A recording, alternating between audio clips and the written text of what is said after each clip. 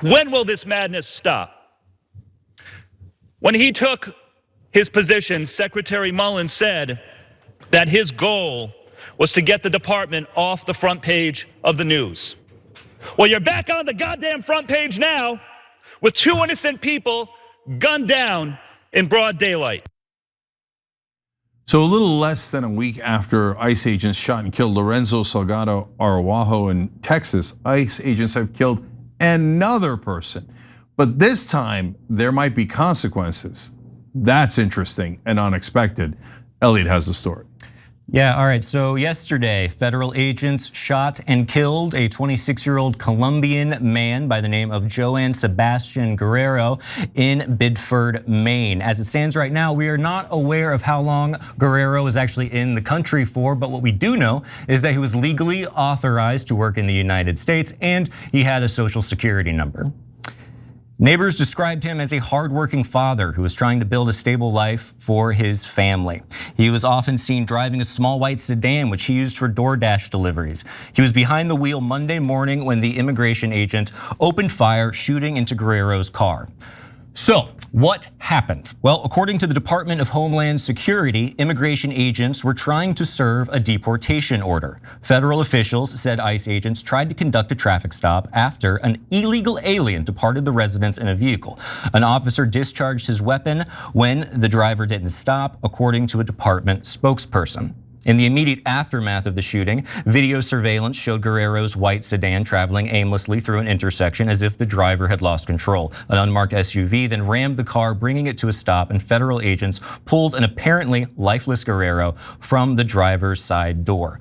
So according to witnesses, the car's front windshield had at least 4 bullet holes in it. It also took the DHS 12 hours to release a statement on the matter, and when they finally did, they said the ICE officer fired his weapon fearing for public safety as Guerrero attempted to flee. But of course, there were no details on exactly how he was posing a threat to public safety, and body cameras weren't worn either. What a shocker. And according to Senator Angus King's office, he wasn't even the target for the warrant. It doesn't seem like his wife and daughter, thankfully, were in the car with Guerrero at the time of the shooting, but they did witness the aftermath. According to one resident who lived near the intersection where the incident took place, I watched a wife fall to her knees looking at her husband's dead body on the ground. I watched a little girl crying with a little pink backpack on because she's never going to see her father again. So horribly tragic. Thoughts, Cenk? Yeah, so look, this is clear. I know some portions of MAGAs love the idea of mass deportation, but what people can't understand, and it frustrates me greatly, we talk about it on the show all the time, is that maybe other people don't have your perspective. Okay, so, and I say that internally for the left wing as well, right? And or whatever group we're in, populists, etc. I understand other people think differently, right? What they can't understand is the rest of the country, which is an enormous number now, is sick of all this. We don't want mass thugs in our streets, and we don't want them gunning down people, whether they're American citizens or not. They're human beings. And sometimes the extremes on the right will be like, oh yeah, they weren't citizens. Is it okay to murder a non-citizen? I don't think that's okay. A human is a human.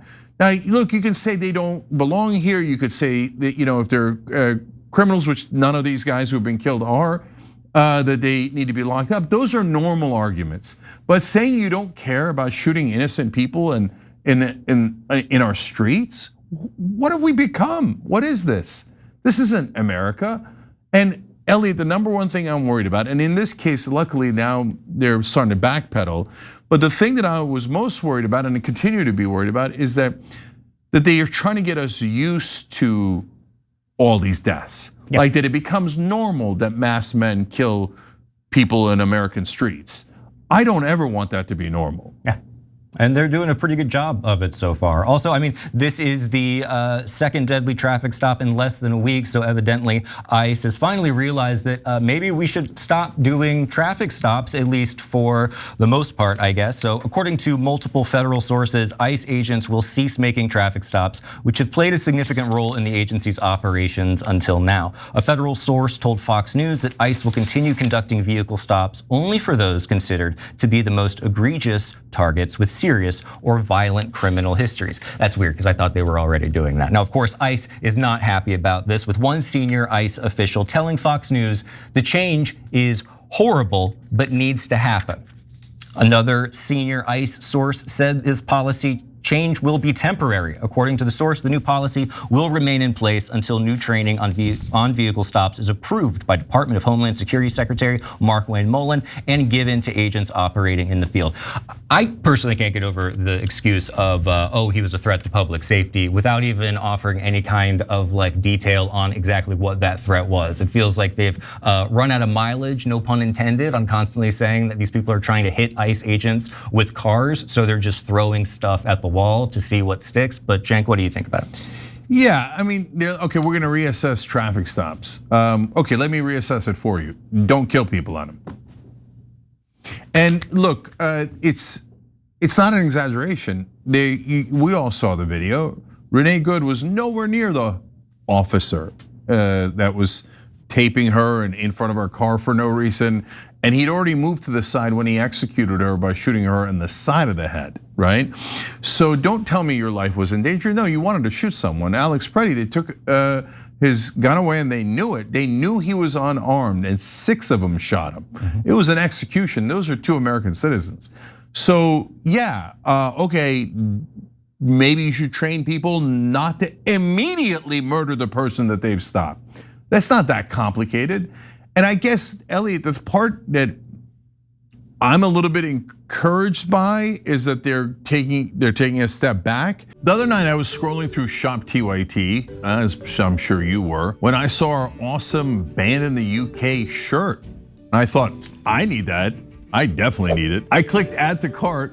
I'm ready to dig out my wallet, but it's on the other side of the room.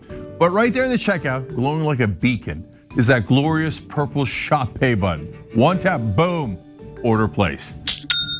That's the magic of Shopify, the platform behind millions of businesses and 10% of US e-commerce, including our own Shop TYT. That purple Shop Pay button is the best converting checkout on the planet. It means fewer abandoned carts and more actual sales. If you run a business, Shopify makes it super simple to build a beautiful site with hundreds of templates and a blast email and social campaigns wherever your customers are scrolling. It's like having a full marketing team behind you. So do what we did, use Shopify. See fewer carts go abandoned and more sales go with Shopify and their Shop Pay button. Sign up for your $1 per month trial today at shopify.com/TYT. That's shopify.com/TYT. And why am I encouraged by that? Not just because of that action, but because even the Trump administration that wanted to do the mass deportations, that wanted thuggish government, jackbooted officials of the government in our streets killing people, are thinking, oh, this is so unpopular, even Trump's walking it back. Yep. Yeah, and to your point that you brought up earlier, like I think it's really easy for whatever side of the aisle you're on to just imagine this case in like isolation, like, oh, okay, how tragic, another person.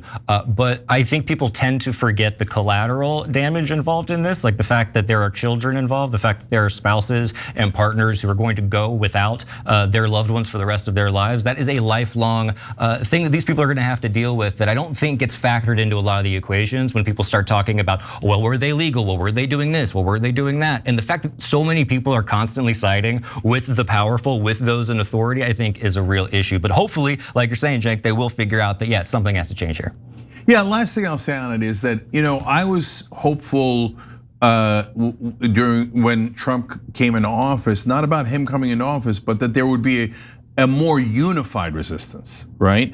And so a lot of people met that with skepticism, saying, oh, no, the podcasters are never gonna be on our side. They're Trump cultists, and they're gonna love the mass deportations. They're gonna love everything he does, including killing people in the streets. And it looks like they didn't love it. And that the podcasters were a huge part of the pushback. And when he lost those guys, he really had no leg to stand on. So am I crazy for thinking, hey, that was a nice like silver lining in an otherwise horrific mass deportation and killings, in the streets, to like, hey, the country that was divided, they voted for, a lot of those podcasters voted for Trump, but then they come back around and go, no, too far. Right? Yeah, when you start losing the podcast bros, that's usually a pretty bad sign in terms of your popularity and where that's gonna land. I also think it goes to show that like that is sort of the best case scenario for like how these podcast bros function in the political world, because like, yeah, as a bro does, like if they're gonna be buds with you, you're gonna feel great about yourself. And if they're against you, you're gonna feel horrible about yourself. So right now they're seemingly making Trump feel bad because they're all abandoning him, along with all the other politicians and along with many US citizens. And it's relevant to Trump, not because he cares so much about their opinions, but because they got him elected, right? And so if you're mad at them for getting him elected, I totally get it, right? And we were on the other side. But I'm thrilled that there's, in the midst of super darkness, whether it's the war, it's ICE, and all the things that are going wrong, that now finally people are beginning to reach out to other Americans and going, hey, I know you voted the other way, or I know you were on the other side on a different issue, etc. But why don't we join in an alliance here to stop this? And it's not just about the war, it's not just about Israel, it's even on ICE. So the fact that those guys have now kind of come to our side on it to some degree, and to a large enough degree that it made a difference, that's great. And by the way, the people who should get the most amount of credit easily are the ones who actually went and protested in the streets, right? Who put their life on the line for other human beings, and who not only stood up for them, but stood up for what America's supposed to be, right? And so I want to thank all you guys, and you're heroes for doing that, and we deeply appreciate it. Every time you ring the bell below, an angel gets his wings. Totally not true, but it does keep you updated on our live shows.